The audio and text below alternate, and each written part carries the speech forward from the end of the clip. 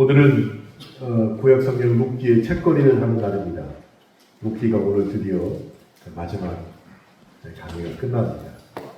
룻기가 끝나고 나면 무엇을 할까 고민을 했었는데 욥기로 정하고 2주 전부터 욥기를 계속해서 분해하고 읽고 있습니다. 다음 주부터는 욥기를 강의하도록 하겠습니다. 오늘 그래서 나를 세우시되 창대케 세우시는 하나님이라는 제목으로 룻기 4장 13절부터 22절의 말씀을 본문으로 하나님이 주시는 교훈을 나누도록 하겠습니다. 룻기 4장 13절부터 22절의 말씀을 이 시간 함께 읽겠습니다. 이에 보아스가 룻을 맞이하여 아내로 삼고 그에게 들어갔더니 여호와께서 그에게 임신하게 하심으로 그가 아들을 낳은지라. 여인들이 나오미에게 이르되 찬송할지로다. 여호와께서 오늘 내게 기업 물을 자가 없게 하지 아니하셨다. 이 아이의 이름이 이스라엘 중에 유명하게 되기를 원하노라. 이는 내 생명의 회복자이며 내 노년의 공양자라. 곧 너를 사랑하며 7 아들보다 귀한 내 며느리가 낳은 자로다 하니라. 나오미가 자기를 아기를 받아 품에 품고 그의 양육자가 되니 그의 이웃 여인들이 그에게 이름을 지어주되 나오미에게 아들이 태어났다 하여 그의 이름을 오벳이라 하였는데 그는 다윗의 아버지인 이새의 아버지였더라. 베레스의 계보는 이러하니라. 베레스는 헤스로를 낳고 헤스로는 람을 낳았고 람은 암미나답을 낳았고 암미나답은 나손을 낳았고 나손은 살몬을 낳았고 살몬은 보아스를 낳았고 보아스는 오벳을 낳았고 오벳은 이새를 낳고 이새는 다윗을 낳았더라. 아멘. 오늘 제목은 나를 세우시되 창대케 세우시는 하나님입니다. 저는 지난 수요일날 설교를 하다가 여러분 보시기에 오른쪽 2번째 전등이 그만 나가고 말았습니다. 근데 저 전등을 갈기 위해서는 큰 사다리가 필요했지요. 그래서 제가 예배에 참석하는 라기장 집사님에게 이 형제에게 부탁해서 토요일날 좀 나와서 저와 함께 저 등을 좀 가는 걸 도와달라고 말씀드렸더니 김한철 집사님과 라기장 집사님이 자리에 오셨습니다. 그리고 나서 4층에서 큰 사다리를 가지고 이곳에 내려왔고 사다리를 우여곡절 끝에 저 끝에답게 세우게 되었습니다. 남자가 3명이었습니다. 그러면 사다리 위에 누가 올라가야 됩니까?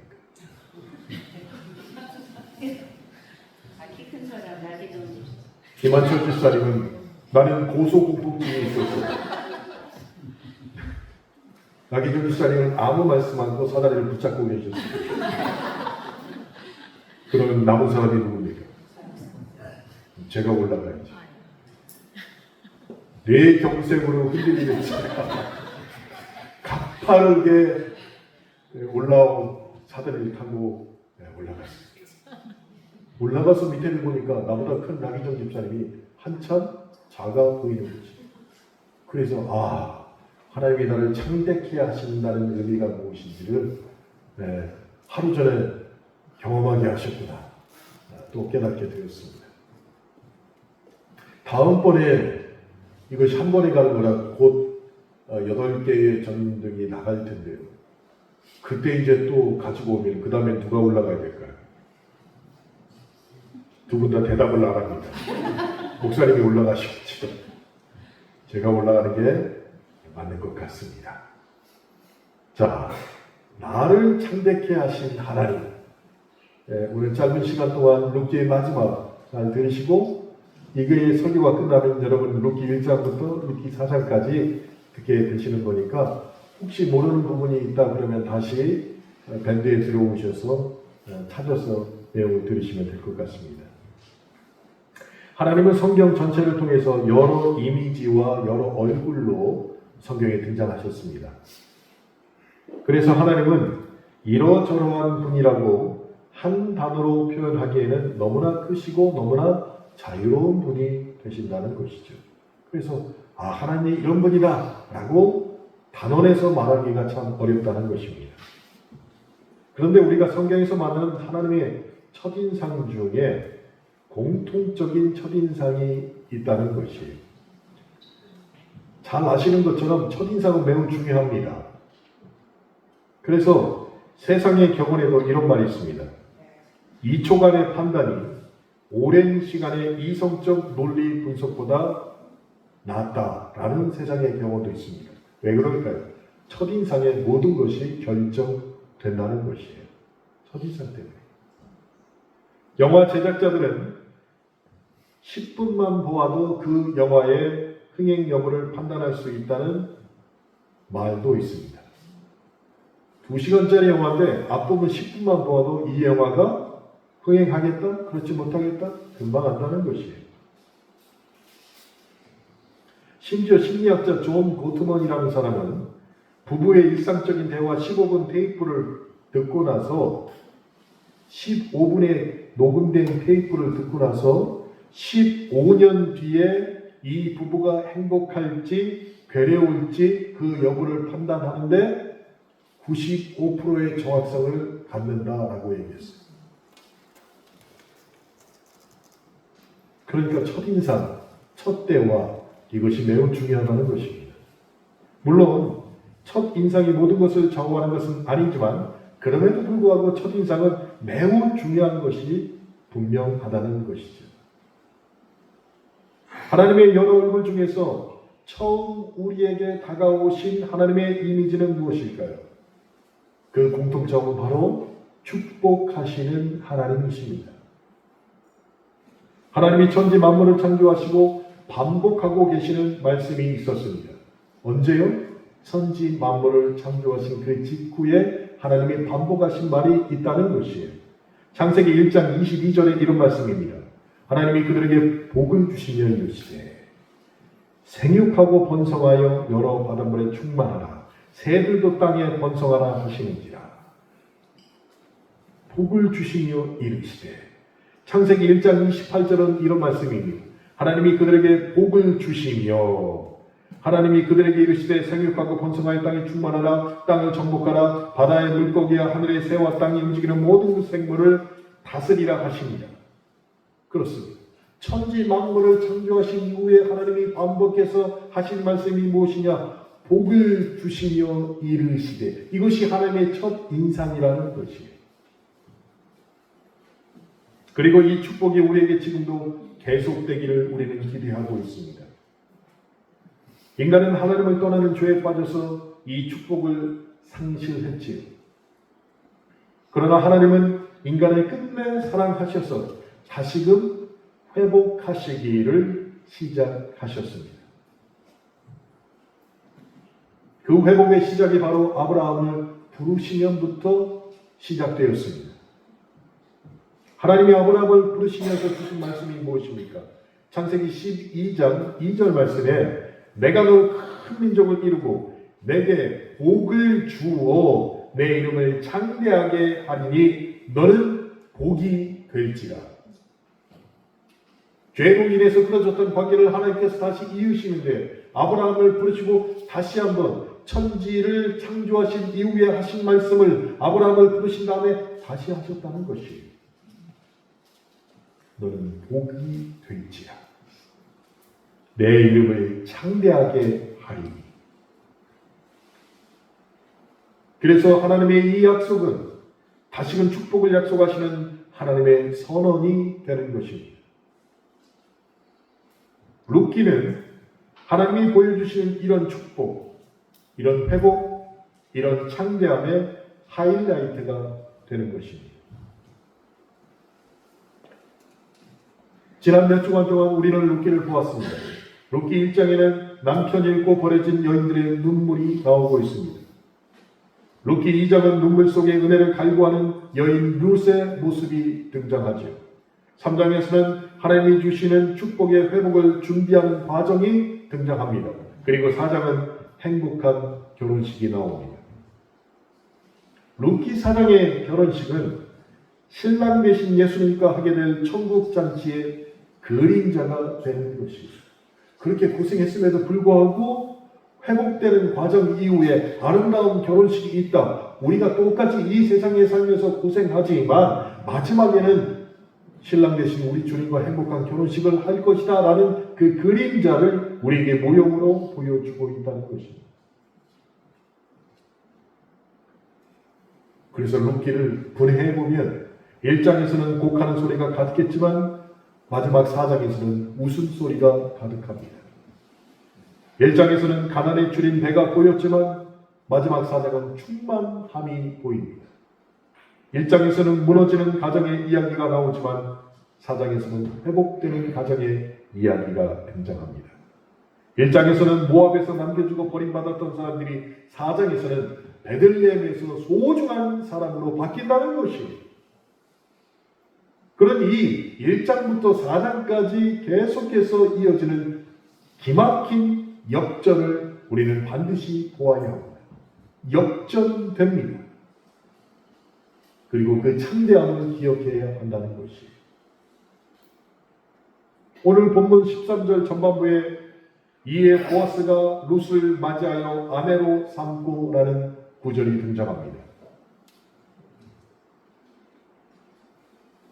우리가 룻이 어떻게 보아스에게 프로포즈 했는지 보았지요. 그 프로포즈는 위기를 맞았습니다. 그런데 보아스의 수고로 말미암아 모든 문제가 깔끔하게 처리가 되었습니다. 그러니 문제 없는 인생은 없다라는 것이 그 가운데도 증명되고 있어요. 나오미의 얘기를 듣고 룻이 프로포즈를 준비하고 보아스에게 온 마음을 다 줬습니다. 그러면 바로 행복해야 되는데 거기서 문제가 드러났다는 것이죠. 고엘의 1순위가 아니었다는 것이죠. 고엘의 2순위가 보아스였습니다. 그래서 위기를 맞았는데 그것을 보아스가 다 해결했다는 것이죠. 그러니 우리는 어떻게 기도해야 할까요? 우리가 믿음을 갖고 살고 있지만 우리 가운데도 문제가 있을 수 있습니다. 그때 내 능력으로 할 수 없습니다. 물론 주님을 믿고 따라가면 해결될 줄 믿지만 어떻게 기도해야 됩니까? 주여 나에게 보아스와 같은 사람을 붙여주시옵소서. 붙여주시옵소서. 내가 맞이한 위기를 깔끔하게 해결해 줄 수 있는 그런 믿음의 사람을 붙여달라고 기도해야 한다는 것이 왜 그렇습니까? 누구도 문제없는 인생이 이 세상에는 없다는 것이 누구든지 다 문제를 갖고 있다는 것이 신실한 그리스도인이라 할지라도 그의 삶 가운데는 언제나 문제와 고난이 찾아온다는 것이 여러분 생각해 보세요. 500교회가 모여가지고 목사님들 거의 600명의 체육대회를 합니다.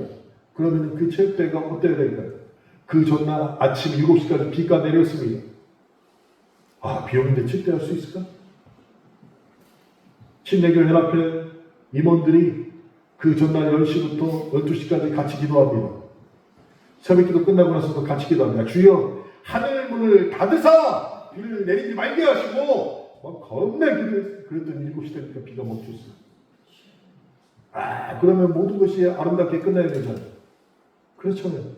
4시만 끝날 때까지 정말 아름답게 다 끝나야 되는데 목사님 한 분이 배구하다가 인대가 끊어졌습니다. 목사님들끼리 모여서 체육대회도 사람이 다친다는 얘기예요. 문제가 오고 고난이 온다는 것이에요.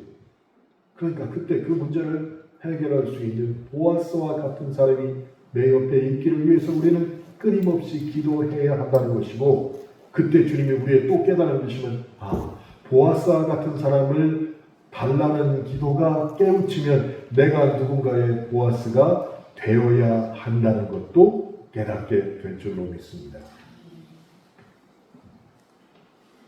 근데 그 모든 것을 주관하시는 분이 바로 우리 하나님이시라는 것이에요.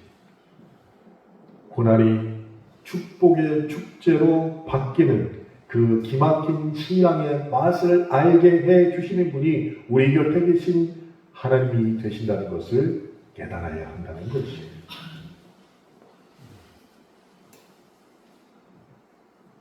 룻이 그 기막힌 프로포즈 한 이후에 보아스가 그 문제를 어떻게 해결했습니까? 성문 앞에서 재판을 냈습니다. 재판, 을의 차갑고 냉정한 분위기가 느껴져야 하는데 베들레헴 사람들은 서로를 존중하고 축복하며 그 재판을 시작했습니다. 그리고 재판이 끝났습니다. 끝났더니 재판 이후에 행복한 결혼식이 준비가 되었습니다. 그리고 룻은 결혼하고 아들을 낳습니다. 13절 후반에 이에 보아스가 룻을 맞이하여 아내를 참고 그에게 들어갔더니 여호와께서 그에게 임신하게 하심으로 그가 아들을 낳은지라. 자, 이는 모든 비극과 눈물, 모든 괴로움과 염려를 털어버리는 한마디가 되었습니다. 룻이 아들을 낳았다는 소식이 베들레헴 그 마을에 전해지자 여인들이 나오미를 찾아가서 축하 인사를 하게 됩니다. 대개 축복 인사는 등남을 축하합니다. 아유, 참 복스럽게 생겼네요. 아마 그렇게들 말할 것입니다. 그런데 베들레헴 여인들은 진심으로 나오미를 축복하는데 그 내용이 본문 14절입니다. 여인들이 나오미에게 이르되 찬송할지로다 여호와께서 오늘 내게 기혼 물을 자가 없게 하지 아니하셨도다. 이 아이의 이름이 이스라엘 중에 유명하게 되기를 원하노라. 이 축복, 나오미가 얼마나 그리워했고 바랐던 진심의 축복입니다. 저도 조만간에 이런 축복의 말을 전해야 됩니다. 저희 둘째 딸 서희와 함께 중학교를 같이 다녔던 정윤이라는 아이가 있는데 초등학교 교사가 됐습니다. 근데 그분 아버지가 제 초등학교 선배였어요. 그래서 제가 형님하고 잘 따랐는데 큰 트레일러를 운전하시는 분이신데 그만 병으로 인해서 몇 해 전에 돌아가셨습니다.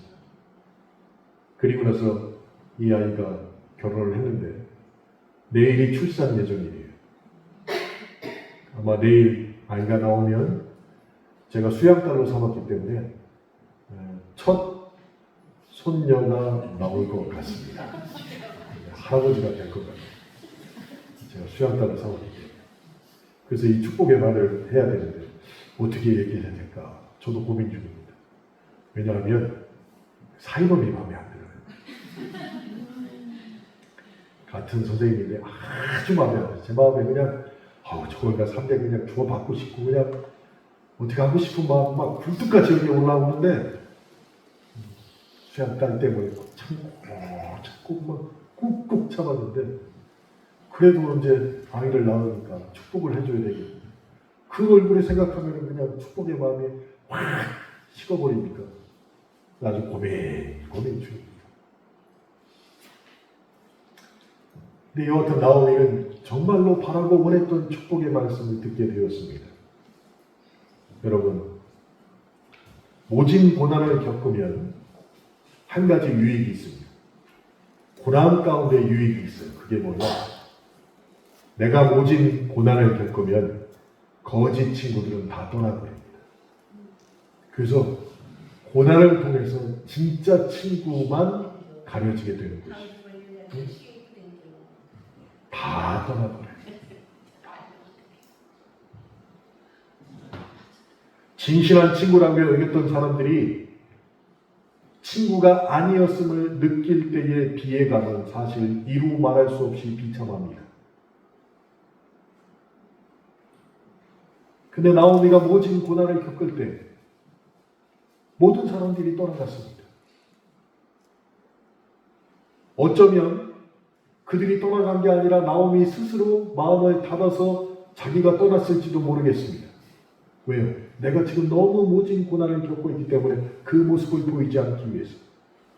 그런데 룻이 회복되고 결혼을 하고 아이를 낳으니까 떠나갔던 사람들이 다시 돌아옵니다. 어쩌면 나오미가 다가갔을지도 모릅니다. 여하튼간 다시 만나게 됐습니다. 근데 이 회복을 누가 시킨 것이에요? 나오미가 했으니까? 아닙니다. 떠나간 사람들이 했습니까? 아닙니다. 하나님이 그 회복의 주관자가 되셨다는 것이에요. 마을 사람들이 축복의 말을 계속하는데 그 내용이 본문 15절입니다. 이는 내 생명의 회복자이며 내 노년의 봉양자라. 곧 너를 사랑하며 7 아들보다 귀한 내 며느리가 낳은 자로다 하니라. 일곱 아들보다 귀한 내 며느리가 나을자이다. 정말은 축복의 말이죠. 대전에 있는 목사님 중에 두 분의 목사님이 아이가 8명, 7명입니다. 두 분의 목사님. 한 분은 8명이에요. 한 분은 7명이에요. 그래서 체육대가 되면 물 싸갔던 거, 쌀 남은 거, 간식 남은 거, 모든 걸 이 두 가정에다가 다 보내요. 그리고 현금도 100만 원씩 다 보내요. 8명을 키우려고 생각, 7명을 키우려고 생각해봐요. 얼마나 힘들겠어요. 근데 그 아이들이 크면 어떻게 될까요? 키울 땐 힘들지만 크고 나면 든든한 내 편이 8명이 있는 것이, 든든한 내 편이 7명이 있는 것이, 그렇게 축복이 역전되고 회복된다는 것입니다. 생명의 회복입니다. 이것을 시편에서는 슈브 네페시라는 히브리어 단어로 쓰고 있습니다. 생명의 회복. 시편에서 이런 구절이 있는 것을 여러분이 기억하실 것입니다. 내 영혼을 소생시키시며, 이 내 영혼을 소생시키시며의 히브리어 말이 슈브 네페시라는 단어를 쓰고 있어요. 그동안 쓴 인생을 살았던 나오미는 룻이 결혼하여 아이를 낳았으므로 영원히 소생되는 기쁨을 얻게 되었다는 것이에요. 생명이 회복되는 기쁨을 얻게 되었다는 것이에요. 살아있으나 죽은 인생 같았던 나오미가 이제 생명이 회복된 그 기쁨 가운데 살게 되었습니다. 그러니 우리에게도 이런 날이 올 것을 믿으시길 바랍니다. 죽은 인생 같았던 우리가 살아남는 생명이 회복되는 역사가 일어날 줄로 믿기를 바랍니다. 그 역사는 그런데 조건이 하나 있습니다. 생명이 회복되는 능력과 역사가 내 것이 되려면 조건이 딱 한 가지밖에 없는데 그 조건이 무엇이냐? 주님은 사모하는 자에게 이 능력을 주신다는 것이에요. 주님을 사모하는 자에게 생명의 회복의 역사와 능력을 허락하신다는 것입니다. 그러니 사모해야 됩니다. 자, 여기서 한 가지 더 유의할 것이 있습니다. 베들레헴 여인들은 의례적인 축하 인사를 하는 것 같지만 그렇지 않다는 것이죠. 그 축복의 내용, 이것은 그들이 하는 말이었지만 사실은 성령이 감동해서 하는 말이 되었던 것이에요. 15절 하반부를 보세요. 15절 하반부에 이런 말이 나옵니다. 곧 너를 사랑하며 7 아들보다 귀한 내 며느리가 낳은 자로다 하니라. 이것이 그들의 입에서 나온 말이지만 그들이 한 말이 아니라 성령께서 감동하여 하게 하신 말씀이 되었다는 것입니다. 너를 사랑하며 7 아들보다 귀한 내 며느리. 자, 이 말씀을 우리식으로 한번 바꿔볼까요? 잘 키운 며느리 하나, 7 아들 안 부럽다. 이게 우리가 하는 말이잖아요. 7 아들이라는 말은 이 땅에서 어버이가 얻을 수 있는 최고의 복입니다. 그러니까 룻은 나오미에게 있어서 최고의 복덩어리가 되었다는 것이. 이런 경험이 있기를 바랍니다. 내가 누군가에게 최고의 복덩어리가 되고 누군가는 나에게 최고의 복덩어리가 되는 그런 관계가 있기를 바랍니다. 근데 반대로 나는 누군가에게 암적인 존재가 되고 누군가는 나에게 왼수 같은 존재가 끊임없이 된다면 그것은 최고의 복이 아니지요. 그러니까 그것이 역전돼야 되고 회복되어야 된다는 것이에요. 사랑해서 분명히 결혼을 했는데 30년 살다 보면은 어떻게 돼요?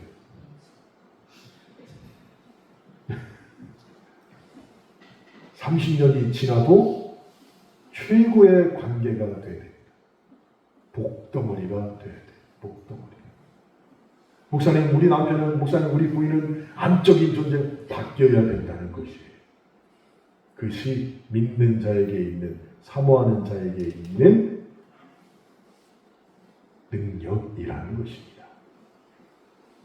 롯은 나오미에게 복덩어리가 되었습니다. 나오미는 룻으로 말미암아 죽음과 같은 인생에서 생명이 소생되었습니다. 그래서 룻은 나오미에게 나오미 노년의 공양자가 되었다는 것이에요. 공양자. 여러분, 우리 교회가 얼마나 좋은 교회인 줄 아십니까?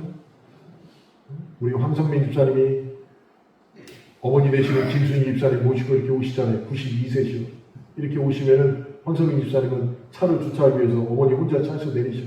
그러면은 그 시간 딱 9시 30분 맞춰서 막 여기서 김한철 집사는 막 불안해. 오실 때가 되는데 왜 안 오나. 오늘도 내려가가지고 뭐해 그랬더니 9시 30분이라서 김순희 집사님 오셔야 되는데 아직도 안 오는데. 그래서 내가 전화까지 했어. 근데 전화를 안 받아. 화인춘 집사님도 그랬어. 9시 30분 되면 안 올라가고 이렇게 하고 있다가 김순희 집사님 언제 오시나 보고 있다가 오시면 서로 가서 붙잡고 여기 올라가. 노년의 공양자. 저런 분이 우리 교회에 많다는 것이 얼마나 감사한지 모르겠어요. 그런데 룻이 그렇게 보아스의 노년의 공양자가 되었다는 것이에요. 그것만이 좋은 것이 아니었습니다. 보아스는 룻과 함께 구속의 족보에 오르게 되었습니다. 메시아 가계를 이어가게 되었고 그리고 최고의 가문이 된 것입니다. 룻이 라헬 같은 국모라면 보아스는 자연히 이스라엘의 국부가 된 것입니다. 한 걸음 더 나아가 룻은 베들레헴 마을을 복되게 하는 복덩어리가 되어버렸습니다. 무명의 마을이 룻이 낳은 아들과 함께 다윗 왕의 고향이 되었고 메시아가 태어나는 마을이 되었습니다. 룻은 한 걸음 더 나아가게 되었습니다. 그래서 이스라엘의 복덩어리가 되었습니다. 그리고 더 나아가서 온 인류의 복덩어리가 되었습니다. 룻은 마지막 1장에서 그렇게 눈물 흘리던 룻이 4장에 나가서 모든 것이 회복된 이후에 그 회복되는 역사를 통하여서 온 인류, 이방인을 포함한 모든 사람들에게 복덩어리가 되는 인생을 살게 되었다는 것이에요. 이 이상 더 영광스러울 수가 있습니까? 그래서 하나님께서는 너를 창대케 하리라. 그렇게 룻을 만드셨습니다. 그렇게 룻의 인생에 꽃봉오리를 피우게 하셨습니다. 하나님이 오늘도 우리에게 똑같이 내가 너를 창대케 하리라 약속하시는데 이 약속을 우리는 왜 받아들이지 못합니까? 이유는 하나님입니다. 주님을 사모하지 않기 때문입니다. 주님을 사모할 때, 어떤 환경에서든지 주님을 사모할 때 하나님께서는 역전시키셔서 우리의 생명을 회복시키신다는 것이에요. 그리고 복덩어리가 되게 하신다는 것이에요. 그러니 저와 여러분이 누군가에게는 복덩어리가 되고 또 내 옆에 있는 누군가가 나에게 복덩어리가 되기를 위해서 함께 노력하고 기도하시길 주님의 이름으로 축원합니다. 아멘. 룻기의 마지막 5절은 계보입니다.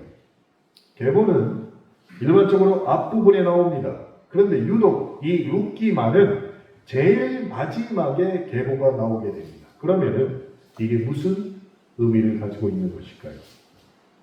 새로운 시대가 열린다는 의미가 있는 것입니다. 이 계보는 다윗왕까지 이어지는 계보입니다. 아브라함, 이삭, 야곱으로부터 시작하지 않고 어디서부터 시작합니까? 베레스로부터 시작하는 계보입니다. 18절입니다.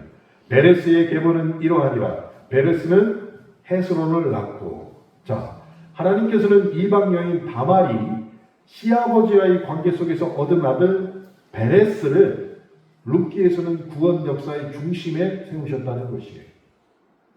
대부분의 조건은 아브라함부터 시작하잖아요. 그런데 구원 역사의 처음 시작을 이방 여인 다말이 낳은 베레스로부터 룻기에서는 시작을 하게 됩니다. 뿐만 아닙니다. 여리고성의 기색 라합도 그 구원의 계보에 들어가게 됩니다. 21절과 22절입니다.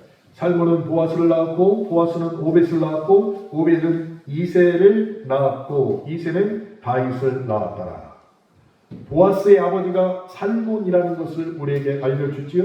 근데 마태복음 15장에는 살몬은 라합에게서 보아스를 낳고 라고 기록이 되어 있습니다.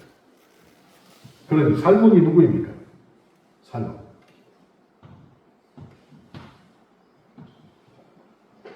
많은 성경학자들은 출애굽과 가나안 정복을 이끌었던 리더 가운데 한 사람이 살몬이라고 추정을 하고 있습니다. 보아스의 어머니는 여리고성의 기생으로 이스라엘 정탐꾼을 숨겨진 라합입니다. 그러니 살몬이 라합과 결혼한 것을 보면 살몬은 여리고성을 정탐하러 갔던 두 사람 중 한 사람이었을 가능성이 높다라고 구약학자들은 얘기하고 있는데, 그래서 라합도 구원의 족보에 들어왔다는 것이에요.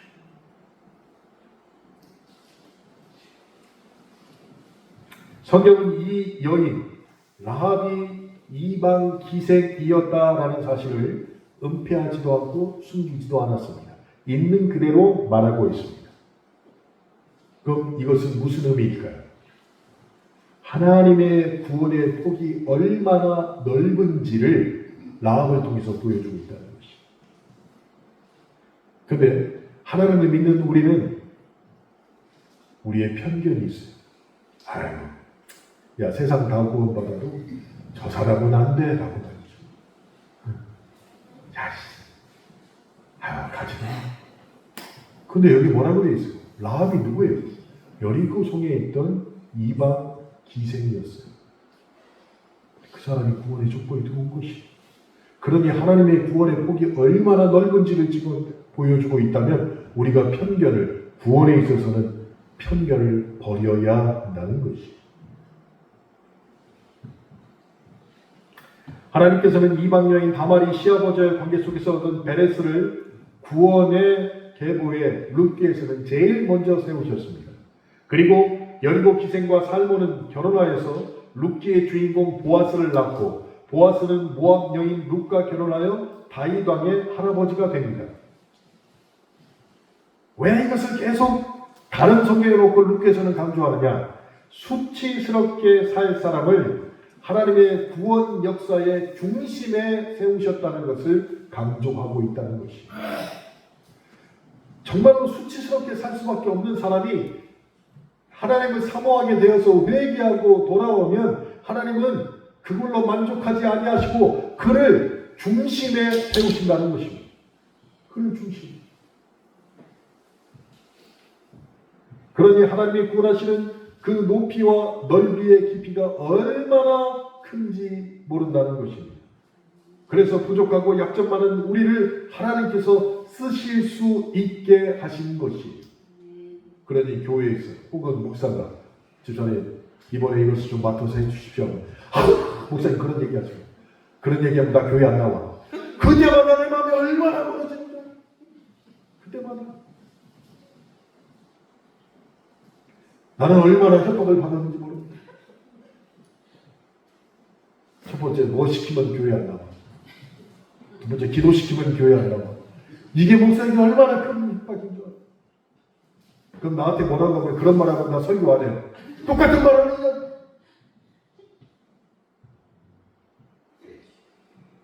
연약하고 수치스러운 다말과 라합의 인생, 오직 하나님을 사모하게 만드셨을 때 그들을 중심에 세우시는 역사가 일어나게 된 것이에요.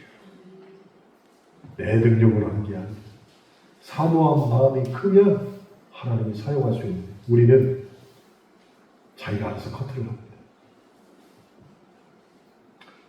그러면 아무리 사모해도 한계점에 이르지 못한다는 것이.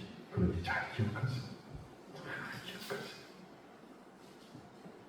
약한 자를 들어 쓰시는 하나님의 은혜로운 구원의 계보를 우리는 늘 기억해야 됩니다.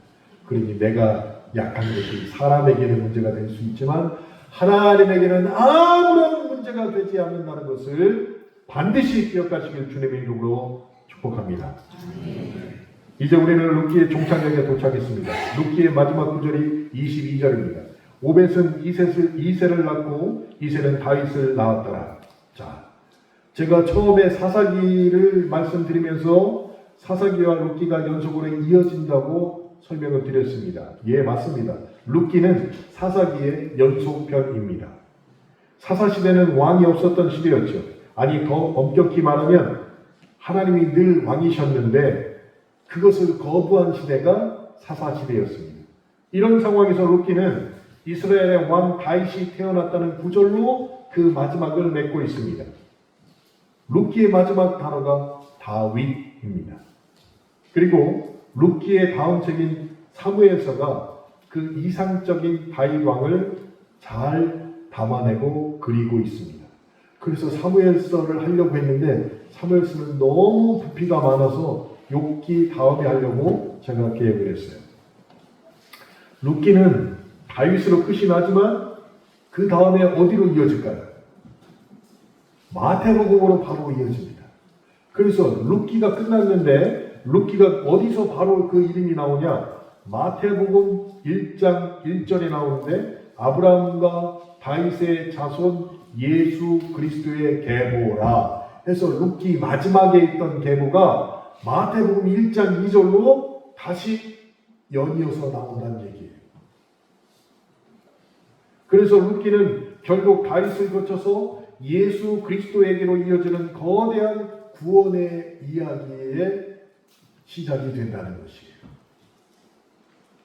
그런데 룻기의 마지막 이 구절, 우리에게 길고 깊은 여호를 남깁니다.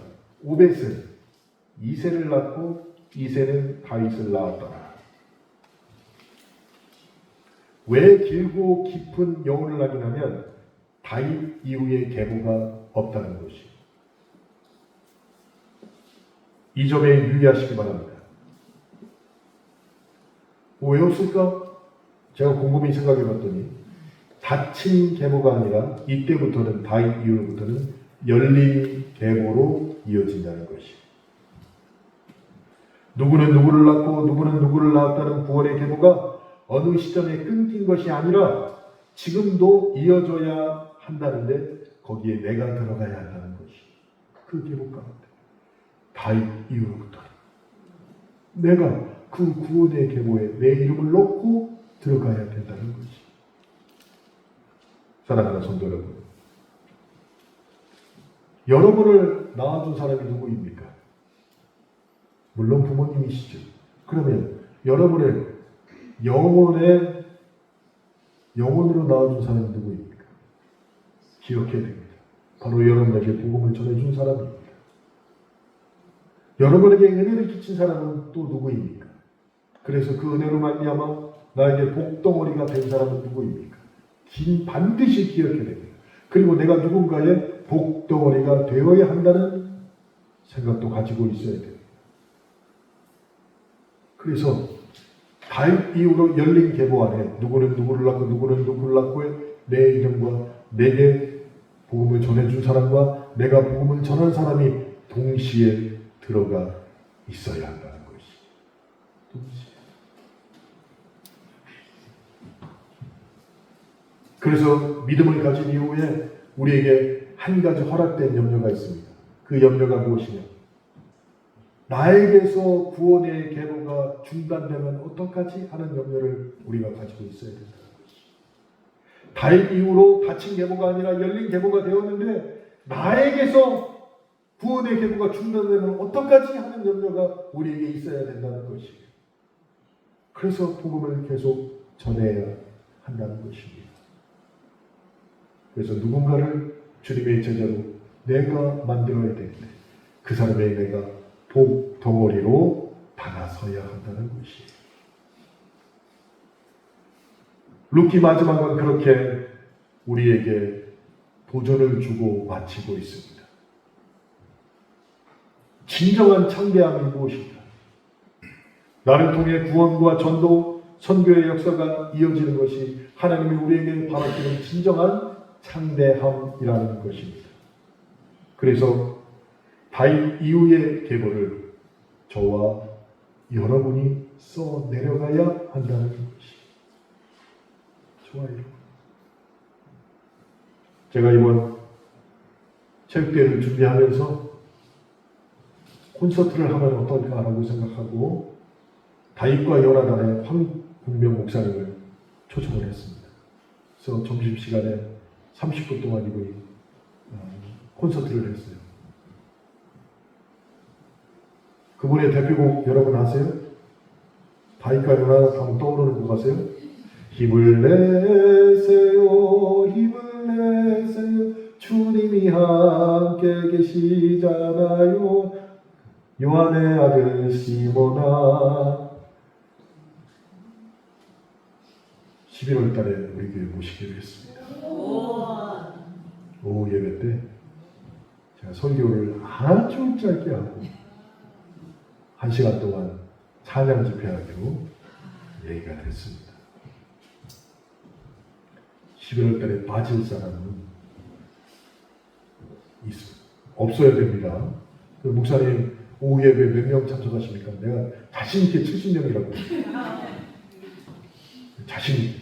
하여튼 70명이 안 되면 12월 달에 합니다.